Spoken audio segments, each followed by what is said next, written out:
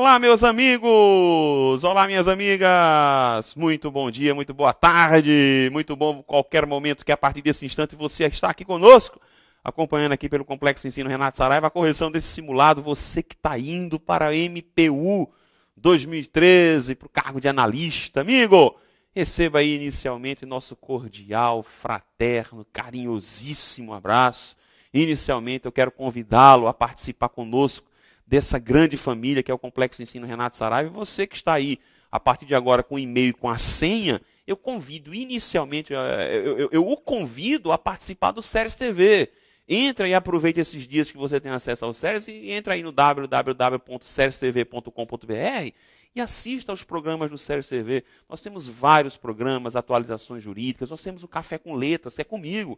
Assista lá o nosso programa, Café com Letras, veja lá nossas entrevistas, assista ao programa a Ariana Responde, né, a professora Ariana, Ari Responde, veja lá o Botequim Jurídico com o professor Renato Saraiva, né, veja o Data Vênia com o professor Giovanni Moraes. Você tem vários programas, Consumidor em Foco com o professor Cristiano Sobral e tantos outros programas e tantos outros produtos para você que é aluno do Complexo Ensino Renato Saraiva. E aproveito também para chamar você para fazer o nosso curso de língua portuguesa começando do zero.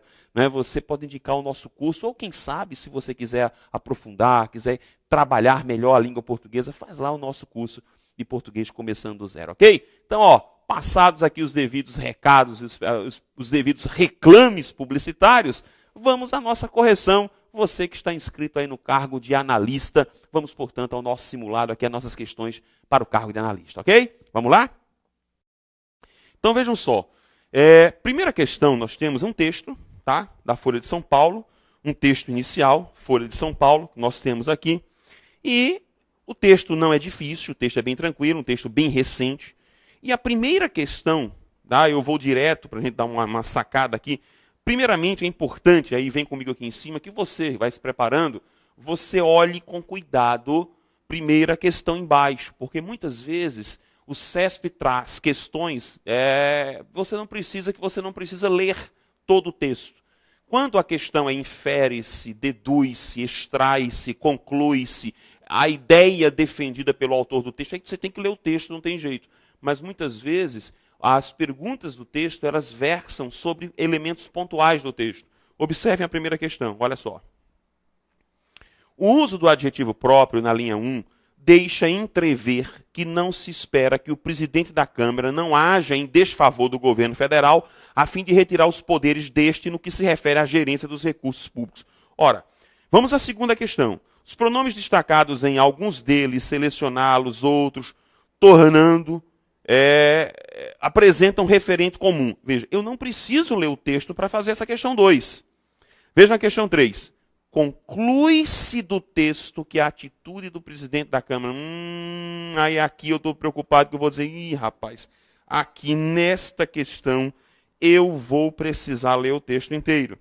Vejam 4. Pode-se inferir do texto. Eu digo, eu vou ter que ler o texto todo. Não tem jeito. Número 5, os segmentos, o interesse dos parlamentares e prestigiassem suas bases estão organizados numa relação de causa e efeito. Aqui eu não precisava ler tanto, né? Dá para ir em cima. Na linha 2, a substituição de esse, eu digo, opa, aqui já entra na parte gramatical. Então, se eu tenho questões que têm inferência, se eu tenho questões que versam sobre conclusão, depreensão de ideia, não tem jeito, nós precisamos ler o texto inteiro, entenderam? O texto é rápido e diz assim, o próprio presidente da Câmara, Henrique Eduardo Alves, é o articulador de um plano para caçar o poder do governo federal de gerir os recursos públicos. Veja que eu já sei que existe uma perguntinha aqui sobre esse próprio. Né? Esse propósito tresloucado, você vê que o próprio autor já diz que é um propósito, né, no mínimo problemático, já alcançou o primeiro êxito pela aprovação de nada menos de 16 projetos a meio da semana na Comissão de Constituição e Justiça da Câmara. Alguns deles com a imposição ao governo federal da realização obrigatória de todos os gastos previstos no orçamento aprovado pelo Congresso, sem direito de selecioná-los segundo as circunstâncias da economia. Outros, tornando obrigatória e automática a liberação dos gastos propostos pelos deputados e senadores. Nas duas linhas de proposição, a evidência é a mesma. O que predomina sobre a necessidade de governança do país é o interesse dos parlamentares, com o objetivo de prestigiar-se em suas bases eleitorais. Entre outras possíveis e fáceis finalidades, como demonstrado pela prosperidade tão difundida na população de parlamentares municipais, estaduais e federais. O que ainda é chamado de política no Brasil está chegando a extremos de contrassenso que deveriam alarmar. O contrassenso, porém, já alcançou a própria capacidade de alarmar-se, que caracterizava os segmentos sociais razoavelmente informados. Por ora, ainda se encontra uma possível hipótese de resistência a este ou aquele passo da devassidão política. Mas não deve faltar muito para que a pergunta "o que há a fazer?" tenha sempre a mesma resposta. Aquela. Vamos dar uma olhada agora? Primeira pergunta. O uso do adjetivo próprio na linha 1 deixa entrever que não se espera que o presidente da Câmara não haja em desfavor do governo federal a fim de retirar os poderes deste no que se refere à gerência dos recursos públicos. Queridos, olha só na linha 1.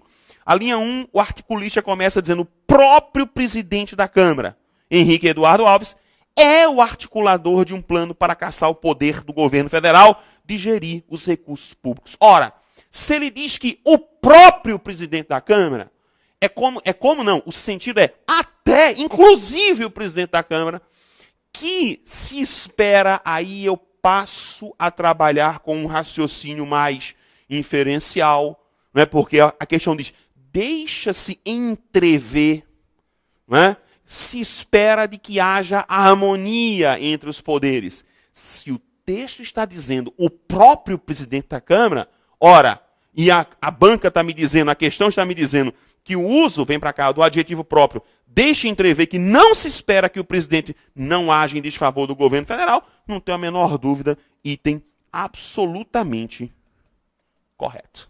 Entenderam? Absolutamente correto. Vamos ao número 2. Os pronomes destacados em alguns deles, selecioná-los e outros, tornando, apresentam referente comum. Gente, isso aqui é uma questão típica do CESP-UNB. É um estilo típico. É uma pergunta extremamente simples, mas que demanda cuidado e força o aluno, o candidato, a retomar, a voltar para o texto. Ou seja, é aquela questão que você tem que ter cuidado, porque se ela ficar na página oposta, na página de trás, né, você vai ficar virando a página para poder olhar o texto. Isso é uma estratégia para fazer com que você, literalmente, você perca tempo. Então tem que dar você vai precisar acelerar. Entendeu? Você tem que dar o que a gente chama de uma acelerada. É isso que eu ia dizer aqui na resolução. Então vamos dar uma olhadinha rapidamente aqui no item 2. Volta para o texto. Olha só. Quando eu olho aqui, ó, observem, vou só mudar aqui o amarelinho aqui para vocês, né? Ele diz assim, ele quer que eu pegue alguns pronomes, não é isso? Alguns pronomes. Então, ele diz lá, ó, o primeiro pronome com que ele está trabalhando é alguns deles. Então, observem que esse alguns deles está exatamente aqui. Esse amarelinho que eu estou pintando para você. Né? Depois ele vai dizer, sem direito de selecioná-los. E aí na parte ele faz outros, entendeu? E ele diz que todos apresentam referente comum, ou seja, todos se referem ao mesmo termo. Em outras palavras, são pronomes ou termos de valor anafórico. Ou seja, pronomes ou termos de referência que vão retomar algo que já foi mencionado. Eu preciso somente verificar se isso é verdade ou não. Rapidinho, volta para o texto. Volta para o texto. Então, olha só. Quando eu entro aqui, que eu passo a observar, ele diz, ó, o próprio presidente, ele faz esse propósito, já alcançou o primeiro êxito pela aprovação de nada menos de 16, o quê? Observem, projetos. A meio da semana na Comissão de Constituição. Alguns deles, com a imposição ao governo federal, alguns deles o quê? Deles projetos. Entendeu? Observe, com a imposição ao governo federal da realização obrigatória de todos os gastos previstos no orçamento aprovado pelo Congresso, sem direito de selecioná-los. Los quem? O que é que o governo vai selecionar? É gasto? Não, são os projetos. Entendeu? O orçamento aprovado pelo sem direito de selecioná-los. Não é selecionar o gasto, é selecionar os projetos. E aí mais à frente faz outros tornando obrigatório automático. Outros quem? Outros projetos. Então, Rodrigo, tá lá a questãozinha. Todos apresentam referente comum? Item absolutamente correto. Sem problema algum, sem problema algum. Vamos lá.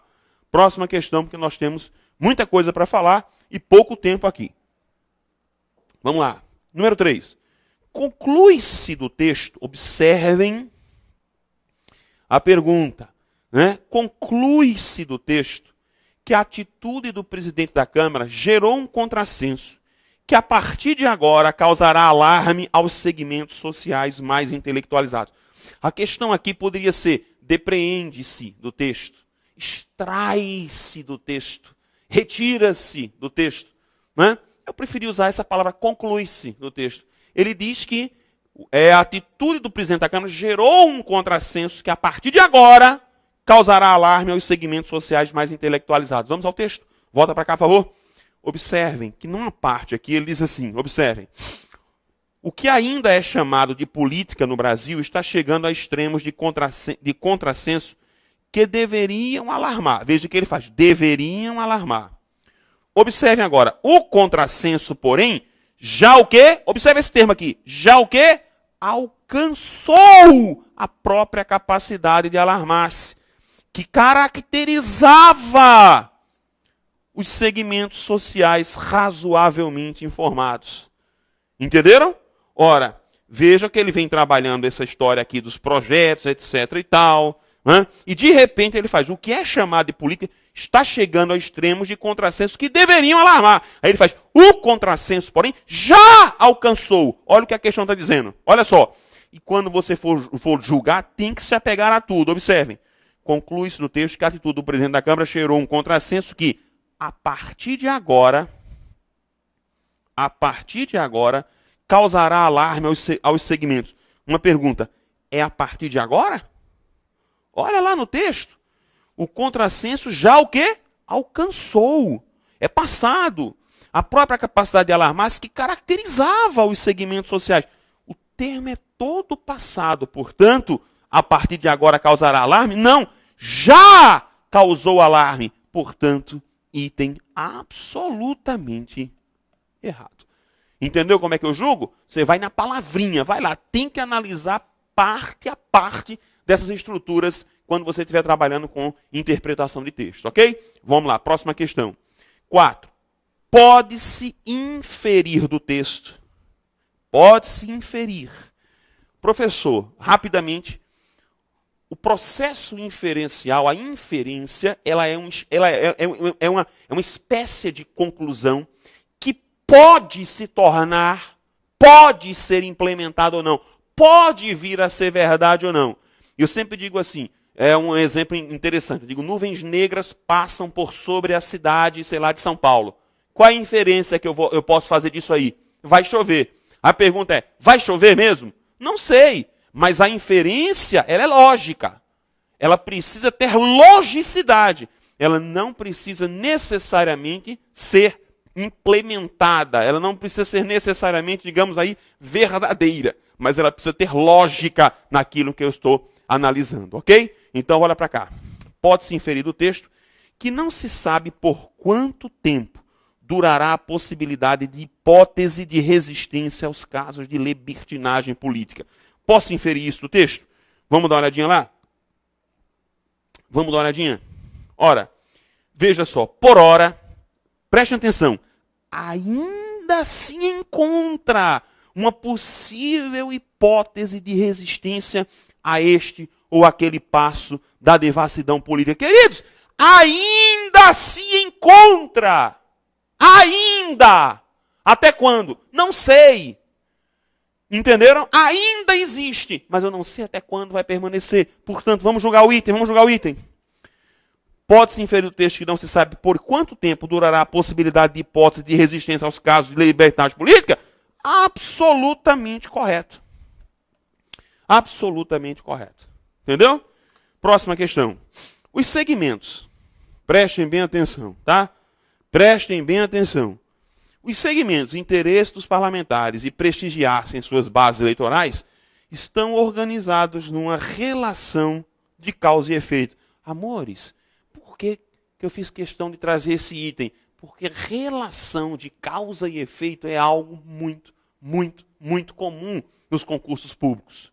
Muito frequente. Por quê, professor? Porque existem dois tipos de relações, eu não estou dizendo que são os únicos, mas existem dois tipos de relações que caem demais nos textos, ou que aparecem com muita frequência. São as relações de contraste ou de oposição e as relações de causa e efeito ou causa e consequência. Tá? E aí tem toda uma estrutura para você perceber isso aqui, essas relações. Vamos dar uma olhadinha se isso é verdade? Volta para cá para o texto. Olha só. Prestigiar-se em suas bases, né? Está aqui atrás. Vamos apagar tudo isso aqui. Tá? Vamos procurar aqui onde é que está esse aqui, ó. Prestigiar-se em suas bases. Por aqui agora, vamos lá. Olha só. Olha só. Prestigiar-se em suas bases eleitorais. E ele fala de que isso aí está numa relação de causa e efeito com interesse dos parlamentares. A relação é de causa. Meus amores, basta que você leia. Leia o texto, vá. Veja, vamos começar a ler aqui, ó. Vamos começar aqui comigo, ó. Nas duas linhas de proposição, a evidência é a mesma. O que predomina sobre a necessidade de governança do país é o interesse dos parlamentares com o objetivo de prestigiar-se em suas bases eleitorais. Meus amores, o texto é claro. Observe essa estrutura daqui. Com o objetivo de. Meus amores, com o objetivo de, literalmente é com a finalidade de. Isso aqui não é relação de causa e efeito. Isso não é relação de causa e efeito, mas a relação que tem aqui é de pura e simples finalidade. Vamos lá então? Então vamos lá, olha para o texto aqui agora. Vamos lá? Portanto, eu chego aqui, item tranquilão, absolutamente errado. Certo? Absolutamente errado. Ok? Maravilha? Tudo bem então? Belezura? Vamos ao item 6. Na linha 2, a substituição de esse por este causaria prejuízo à coerência e à correção gramatical do período. Amores, isso aqui é emprego. Que assunto é esse, professor Rodrigo? Emprego do pronome demonstrativo naquelas relações de anáfora e de catáfora. O que vai retomar e o que vai antecipar. O que é que a gente aprende como teoria? A base é de que o esse, essa, esses, essas, isso, eles funcionam essencialmente como pronomes anafóricos ou pronomes de retomada. E de que este, esta, isto, estes, estas e isto funcionam predominantemente como elementos de quê? De catáfora, ou seja, elementos que vão antecipar o que se vai mencionar à frente. Certo? Certo. Isso é a base. Isso é a base. Ok? Só que aqui, o que é que tem... Vamos voltar para o texto. Volta para o texto aqui, realmente. Na linha 2. Vamos dar uma olhadinha na linha 2 aqui do texto. Olha só. Ele está exatamente aqui, ó. Tá? Ele diz assim que se eu puser este, vai dar erro gramatical. Vai mesmo? Será que vai mesmo? Vamos ver. O próprio presidente da Câmara, Henrique, é o articulador de um plano para caçar o poder do governo federal e gerir os recursos públicos. Esse propósito é o quê? O fato de ele ser articulador de um plano para caçar o poder público do governo federal de gerir recursos públicos. Professor, era possível eu colocar aqui e falar este propósito? A resposta para você é possível sim. Vai causar algum problema de coerência? Não. Vai causar algum erro gramatical, professor? Não. Por quê? Porque a regra diz que quando o referente ele está imediatamente atrás do elemento que eu vou retomar, é indiferente que você use esse ou este. Entenderam?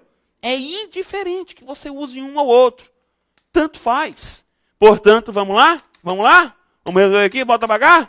Maravilha. a substituição dela causaria prejuízo à coerência e à correção gramatical? Item absolutamente errado. Porque eu estou afirmando que ele vai causar erro e, na verdade, ele não vai provocar erro gramatical. Ok? Vamos à sétima questão. A retirada da vírgula, amores, pontuação agora. A retirada da vírgula após o verbo alarmar-se na linha 13 não prejudicaria a correção gramatical do período, nem provocaria alteração semântica. Vamos lá nessa linha 13, após o verbo alarmar-se. Vamos voltar lá então, né? Vamos ficar voltando, é assim mesmo, tá? Na linha 13, após o verbo aqui alarmar-se. Olha aqui, ó.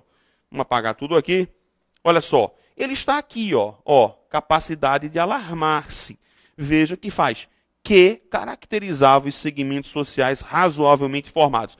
Só um detalhe, veja que esse que está aqui, pronome relativo, está retomando o substantivo capacidade. Lógico que ele vem com um complemento, capacidade de alarmar-se. Ora, meus amores, base de conhecimento gramatical, pronome relativo introduz o quê? Introduz uma oração de valor adjetivo. Traduzindo, pronome relativo introduz uma oração subordinada adjetiva.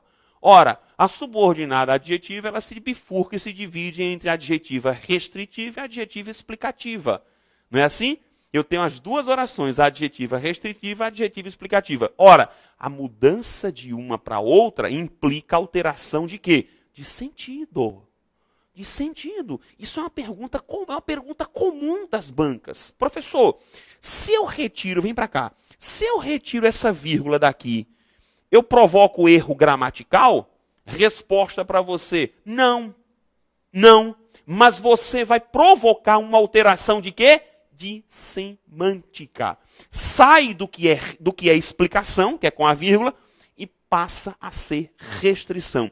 Capacidade de alarmar-se, que caracterizava os segmentos sociais razoavelmente formados. Se você deixa com a vírgula, o que eu estou tentando dizer para você com a vírgula, o que ele está me dizendo é que caracteriza todos os segmentos sociais razoavelmente informados. Se você retira somente aqueles segmentos sociais razoavelmente informados. Alteração de sentido. Portanto, vamos julgar? Vamos julgar? Vamos julgar agora? Vamos lá? Então, a retirada não prejudicaria a correção gramatical. Ok. Nem provocaria alteração semântica. Falso. Item absolutamente errado. Ok? Oitavo item. Vamos lá. Um item grande. Tá? Os períodos, o que ainda é chamado de política no Brasil, está chegando a extremos de contrassenso que deveriam alarmar. O contrassenso, porém, já alcançou tal. Observem agora. Estão organizados numa relação de contraste, em que o segundo não pode anteceder o primeiro, sob pena de causar-se prejuízo semântico e incoerência textual. Meus amores, olha só, eu tinha acabado de falar isso para vocês. Ele fala aqui em quê? Relação de quê? De contraste. Relação de contraste. Entendeu? Ora, vamos dar uma olhadinha? Olha só, o que ainda é chamado de política no Brasil está chegando a extremos de contrassenso que deveriam alarmar. Observe agora, o contrassenso, porém, ora, o que é porém, professor? O que é porém? É uma conjunção, é um conectivo adversativo, tá? É um conectivo adversativo. Adversativo. Ora, os conectivos de adversidade indicam o que, professor Rodrigo? Indicam oposição, indicam contraste. Indicam contraste, oposição. Certo? Assim como os conectivos de concessão. Então aqui, por enquanto, estão numa relação de contraste? Estão. Mas ele afirma que não pode um anteceder ao outro. Porque se fizer isso, vai dar prejuízo. Olha comigo aqui, olha comigo. Ora, professor, tinha como eu inverter esse período? O contrassenso, porém, já alcançou a própria capacidade de alarmar-se, caracterizado o que ainda é chamado de política está chegando. Não tem como. Por quê? Porque a coerência do texto, veja que ele fala de coerência. A coerência do texto diz que o que ainda é chamado de política está chegando a extremos de quê? De contrassenso. Aí ele faz, o contrassenso, porém, já alcançou. Portanto, é relação de contraste? É. O segundo não pode anteceder o primeiro sob pena de causar-se prejuízo semântico e coerência textual. Item absolutamente correto. Perfeito, perfeito, questão bem tranquila. 9. No período, o que ainda é chamado de política no Brasil está chegando a extremos de contrassenso que deveriam alarmar. Certo? O segundo pronome relativo, veja só, segundo pronome relativo está aqui. Tá? Porque o primeiro está aqui, que é o quê? Aquilo qual. Então, a chamada de política está chegando a extremos de contrassenso que, né, deveriam alarmar. O segundo pronome relativo deveria ser substituído por os quais, a fim de se evitar a possível ambiguidade gerada em virtude de haver dois antecedentes explícitos para o relativo que. Muito boa essa questão. Muito boa. Toca numa teoria de emprego do pronome relativo. O que é que a teoria básica diz? Diz que o pronome relativo que precisa, tem que ser substituído pelos relativos o qual, a qual, os quais, as quais, sempre que houver possibilidade de gerência de ambiguidade. Gerência no sentido de gerir. Aliás, de gerar, perdão. Sempre que houver a possibilidade de se gerar uma ambiguidade, eu tenho que trocar. Só que fique atento à concordância. Essa questão aqui caiu recentemente numa prova da Fundação Carlos Chagas. Eles perguntando a mesma coisa. Obviamente com outras palavras. Mas vejam só, olhem para cá. Olhem para cá. Ele diz, o que ainda é chamado de política no Brasil está chegando a extremos de contrassenso que, aí vejam aqui, que deveriam alarmar. Veja que o pronome relativo aqui, embora ele tenha contrassenso e tenha extremos, está nítido aqui que ele está retomando o quê? Extremos. Como os números aqui são diferentes, aqui eu tenho um plural e aqui eu tenho um singular, veja que o verbo que está aqui da concordância com o pronome relativo, que está na função de sujeito, tá? O verbo que está aqui no plural, tá? Ele denuncia que o pronome relativo retoma extremos e não contrassenso. Então, professor, existe ambiguidade aqui dentro? Não. Preciso trocar por os quais para evitar ambiguidade? Claro que não. Poderia trocar para ficar até um pouco mais fácil de ler, mais claro. Mas não há ambiguidade e eu não sou obrigado a trocar, portanto. Item 9, absolutamente errado. Absolutamente errado, ok? Vamos ao 10. O pronome demonstrativo em o que ainda é chamado de política no Brasil recupera a ideia da predominância dos interesses dos parlamentares sobre a necessidade de governança do Brasil. Meus amores, muito fácil isso aqui. Aí a pergunta é, cadê o pronome, professor? Pronome demonstrativo. Olha aqui, ó. Olha aqui, ó. É o o. Hã? É o o. Isso aqui é o que nós chamamos, é o que a técnica gramatical chama de pronome relativo. Vem comigo aqui em cima. Perdão, é que chama de pronome demonstrativo reduzido, que é seguido frequentemente do pronome relativo. Agora sim, tá? Que é seguido frequentemente do pronome relativo. Então isso aqui, o é aquilo. Aliás, não se esqueçam, vem para cá, por favor, aqui. Não se esqueçam de que esses pronomes relativos aqui, ó, aquele e aquilo, o aquela, depois o aquelas e o aqueles, eles podem ser reduzidos, ó. Eles podem ser reduzidos, o aquele, aquilo por o, aquela por a, aquelas por as e aqueles por os. Frequentemente eles são seguidos aqui do pronome relativo que. Pode acontecer um termo preposicionado, mas frequentemente é o pronome relativo que. E o relativo vai retomar o pronome demonstrativo. Então, quando ele diz o que ainda é chamado de política no Brasil, é aquilo. E ele diz que recupera a ideia da predominância dos interesses dos parlamentares sobre a necessidade de governança. Se você ler o texto bem, vai perceber que esse item está absolutamente correto. Próximo. Eu tenho um pequeno texto, outro texto aqui, que é um texto do Machado de Assis. Né? Acontece nós termos Machado nas provas. E olha, pergunta dele lá, o texto machadiano pode ser classificado como narrativo, então eu vou ter que ler, não tem jeito. Depreende-se do texto, eu vou ter que ler, não tem jeito. E aí ele parte para os vocábulos suetos e sovas, aí a coisa se torna pontual. Portanto, eu vou ter que ler o texto de Machado, não tem jeito. A escola era na Rua do Costa, um sobradinho, de grade de pau. O ano era de 1840. Naquele dia, uma segunda-feira do mês de maio, deixei-me estar alguns instantes na Rua da Princesa a ver onde iria brincar amanhã. Hesitava entre o Morro de São Diogo e o Campo de Santana, que não era então esse parque atual, construção de gentleman, mas um espaço rústico, mais ou menos infinito, alastrado de lavadeiras, capim e burros soltos. Morro ou campo? Tal era o problema. De repente, disse comigo que o melhor era a escola. E guiei para a escola. Aqui vai a razão. Na semana anterior, tinha feito dois suetos, né? E descoberto o caso, recebi o pagamento das mãos de meu pai, que me deu uma sova de vara de marmeleiro. As sovas de meu pai doíam por muito tempo. Era um velho empregado do arsenal de guerra, ríspido e intolerante. Sonhava para mim uma grande posição comercial e tinha ânsia de me ver com os elementos mercantis, ler, escrever e contar, para me meter de caixeiro. Citava-me nomes de capitalistas que tinham começado ao balcão. Ora, foi a lembrança do último castigo que me levou naquela manhã para o colégio. Não era um menino de virtudes. Está aqui Machado de Assis, lá, obras completas, né? Obra completa. Então vamos lá. Primeira pergunta.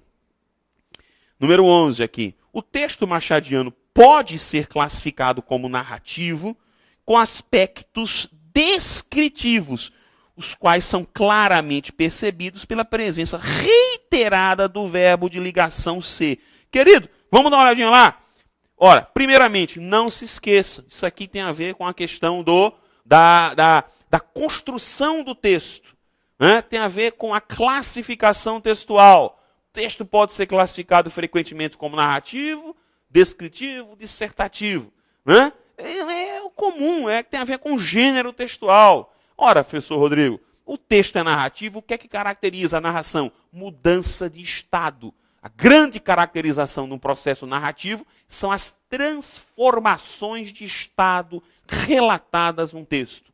Tá? Então vamos lá. Aqui tem transformação de estado? Tem, claro que tem. Ele vai. Primeiro você perceba que ele faz um aspecto descritivo. Não era, a escola era na rua. Olha o verbo ser. Era, né? Na Rua do Costa. Depois ele faz o ano, era, tal. Depois aí deixei-me estar alguns instantes, ver onde iria brincar. Hesitava entre fazer isso, aquilo, outro, e pro tal. Que não era então esse parque, que não era, né, mais um espaço rústico, mais ou menos infinito, alastrado e lavandeiras, burro ou campo, tal era o problema. De repente eu fui para a escola, que é o melhor, diz que o melhor era a escola. E guiei para a escola, aqui vai a razão, e aí ele relata o fato. Ele diz, olha, na verdade, eu dei uma gazeada de aula, e aí levei um cacete de meu pai. Né? E ele vai contando, vamos ser muito sinceros. É texto narrativo com aspectos descritivos, os quais se percebem, ou seja, esses aspectos descritivos, eles são claramente percebidos pela presença reiterada do verbo de ligação ser? Claro, bem tranquilo isso aqui. E tem absolutamente correto, sem estresse. Número 12. Depreende-se do texto que o autor-personagem, pela terceira vez, hesitou entre ir para a escola e gazear a aula. Ora, posso dizer isso? Claro que eu posso. Olha só. Na semana anterior, eu tinha feito 2 suetos. Sabe o que é isso? Que ele vai perguntar mais à frente a gente. Ele fez 2 feriados para ele mesmo. Ele deu 2 gazeadas. Ele disse, vou não. E aí ele pensou de novo, vou ou não vou? E aí, ele pensou de novo. Ora, se ele gazeou 2 vezes, ele pensou o quê? Pela terceira vez, claro. Que ele diz aqui, eu hesitei, eu tive dúvida, olha só. Hesitava entre ir para um local e para outro. Mas aí ele pensou, eu levei um cacete de meu pai já por conta das 2 vezes. Portanto, bem tranquilo, depreende-se o texto, vamos lá comigo aqui, que ele terceira vez, volta para cá, hesitou, portanto, item absolutamente, número 12, correto. Vamos ao 13. Os vocábulos suetos e sovas podem ser substituídos com adequação da concordância nominal e sem prejuízo para a correção e para a coerência do texto, por folga e surra, respectivamente. Querido, basta que você lê o texto. Você basta ler o texto e você vai perceber que isso aqui... E essa questão é para teste de vocabulário, saibam disso. Isso aqui é só para testar seu vocabulário. Portanto, item absolutamente correto. 14º. No início do segundo parágrafo, a construção verbal tinha feito pode ser substituída por fizera, embora esta última altere o tempo verbal em relação à primeira e, consequentemente, o sentido do enunciado. Amor! Que pergunta maravilhosa! Pergunta sobre o que, professor? Emprego de tempos e modos verbais. Você tem que conhecer isso, um assunto importante para você, tá? Tem que saber primeiro conjugar verbo, porque não adianta você tentar entender tempo e modo verbal se você não sabe o que é um pretérito perfeito. Se você não sabe o que é um pretérito mais que perfeito, não adianta. Então, primeiro conjugar o verbo, depois saber para que se usa tempos e modos verbais. Para que se usa um presente no negativo? É só para indicar algo que está acontecendo no momento em que se fala? Não! Há muitos empregos. Para que serve um pretérito imperfeito? É só para indicar uma ação no passado com continuidade dentro desse passado? Não! Há muitos outros empregos. Vá verificar isso. E eu tenho que ter cuidado não só com os tempos simples, mas também com os tempos compostos. E olha o que está acontecendo aqui. Olha para cá. Olha para cá. Ora, professor Rodrigo, o que é que eu tenho aqui em tinha feito? O que eu tenho ali é o verbo ter, que poderia também ser haver, mais um particípio. E o que é que me dá ter e haver mais particípio? Isso aqui vai me fornecer os chamados tempos compostos da voz ativa. São tempos compostos da voz ativa. Detalhe, o tempo vai ser classificado pela flexão que se vai dar ao verbo aqui, no caso, o verbo auxiliar. Ora, meus amores, o que é tinha? Professor, o tinha que eu tenho aqui, na verdade, o tinha é eu tinha, tu tinhas, é um pretérito imperfeito, mais o particípio. Ora, o que é que me dá, professor, pretérito imperfeito mais particípio? Isso aqui me dá exatamente, meus amores, o pretérito mais que perfeito. Opa, ali não vai dar perfeito composto, tá? O mais que perfeito composto. Olha o que a banca está me dizendo. Está dizendo que pode ser substituída por fizera. E pode. Agora, olha isso aqui. Embora esta última altere o tempo verbal em relação à primeira e, consequentemente, o sentido. Resposta errado! Por que está errado, professor Rodrigo? Porque não altera, o tempo é o mesmo. O que eu tenho é a forma simples ou composta. Não há alteração de tempo verbal e muito menos alteração de sentido do enunciado. A alteração aqui é possível. Inclusive, eles perguntam muito isso. Né? Observara, tinha ou havia observado? Fizera, tinha ou havia feito? Fora, tinha ou havia sido, ou ido, dependendo se foi o verbo ser ou o verbo ir. Presta atenção nisso, cuidado com isso. Vamos à nossa, agora, 15ª questão. Então vejam só, 15ª questão diz assim, no período, ora, foi a lembrança do último castigo que me levou naquela manhã para o colégio, o vocábulo colégio, presta atenção, viu? Opa, voltar aqui. O vocábulo colégio poderia, sem prejuízo para a coerência e para a correção gramatical, ser substituído para escola, desde que se aplicasse o acento indicativo da crase no A que antecede esse substantivo. Tá? Prestem bem atenção, prestem atenção. O que é que ele está me propondo? Que eu diga assim, me levou para o colégio, tá?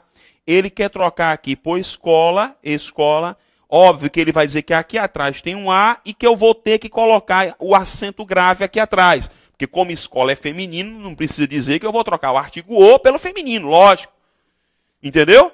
Vamos lá? Ei! E aí? Certo ou errado isso aqui? Absolutamente errado.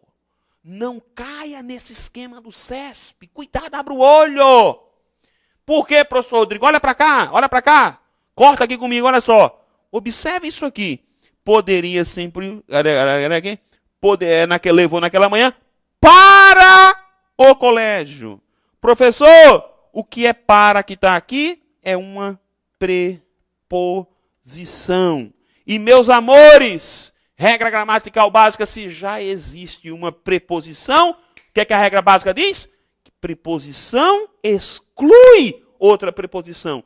Eu não posso aplicar o acento grave se já existe uma preposição atrás. Porque o acento grave indica uma preposição. Entendeu? Então volta para aqui, volta para cá.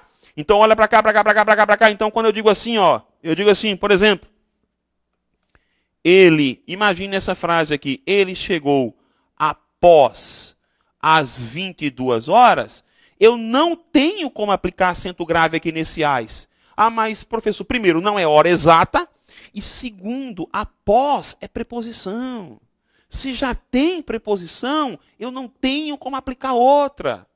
Entenderam? Então, se já existe o para, quem vai ser esse a que está aqui, Rodrigo? O artigo.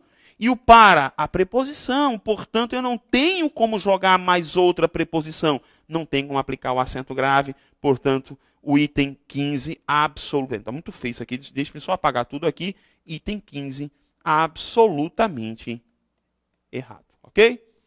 16º. Vamos para o 16º. No período. E aí tem um período grande aqui. Vamos lá.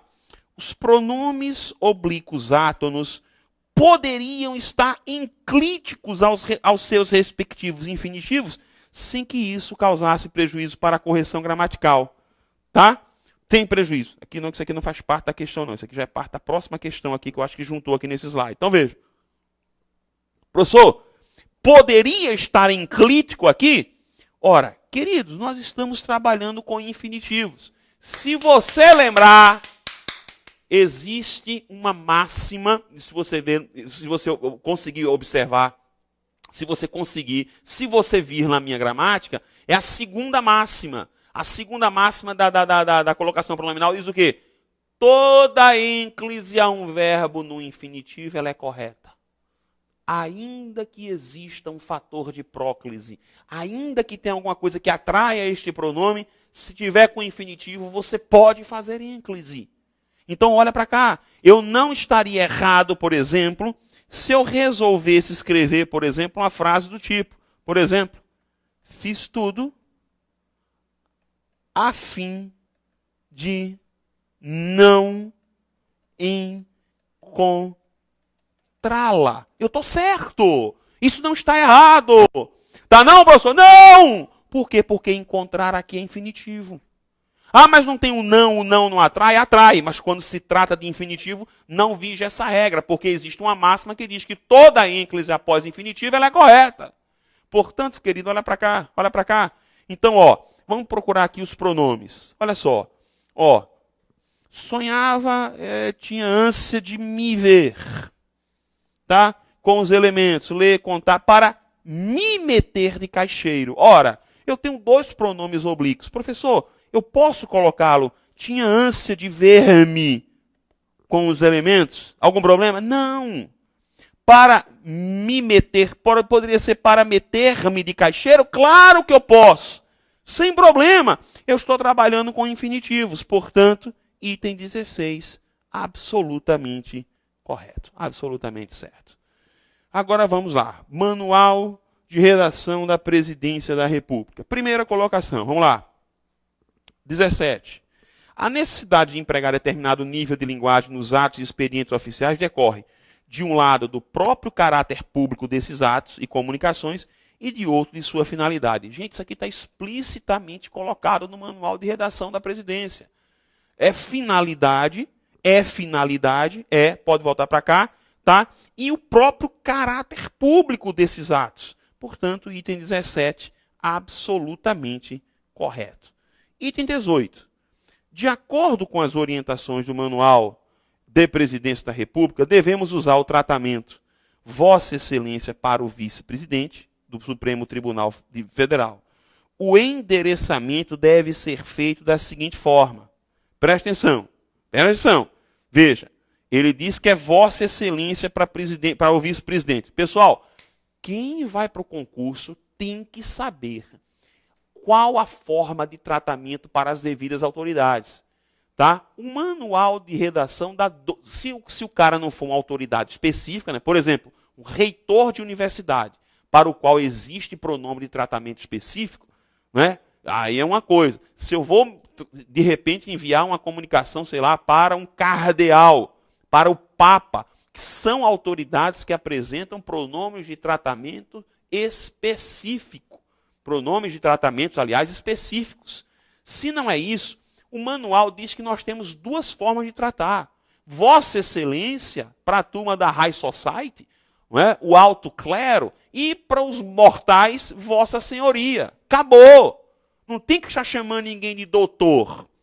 Não tem que estar chamando ninguém lá bajulando de digníssimo. Trazendo adjetivos para... Não!